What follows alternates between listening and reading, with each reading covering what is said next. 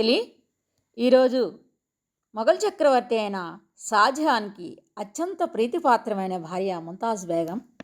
ఆమె మరణాంతం కూడా ఆమె జ్ఞాపకార్థం ఉత్తరప్రదేశ్లోని ఆగ్రాలో యమునా నది ఒడ్డిన పాలరాతి భవనాన్ని, అదే తాజ్మహల్ నిర్మించడం జరిగింది. ఆమె యొక్క అందచందాలని ఈ పద్యంలో వివరించబోతున్నాను.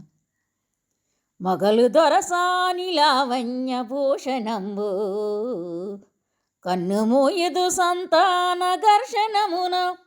మొఘలు దొరసాని అంటే ముంతాజ్ బేగం అన్నమాట.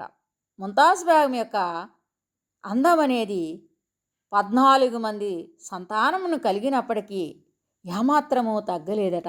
ఎందుకు తగ్గలేదంటే, జీవితమునొక దుష్ట చింతలేని సత్యవంతుల ప్రాయంబు జారదన్రు. జీవితంలో దుష్ట చింతననే లేనిది యథార్థవంతుల యొక్క వయసు ఏమాత్రము కూడా తగ్గినట్టుగా కనిపించదు అని దీని యొక్క అర్థం. అంటే ముంతాజ్ బేగం 14 మందికి జన్మనిచ్చినప్పటికీ, ఇంతమందికి తల్లి అయినప్పటికీ ఆమె అందం ఏమాత్రము తగ్గలేదు. ఎందుకంటే ఆమెకి దుష్ట చింతన అనేది లేదు, యథార్థవంతురాలు కాబట్టి ఆమె వయసు ఏమాత్రము కూడా తగ్గినట్టు కనిపించలేదని దీని యొక్క భావం. ధన్యవాదము.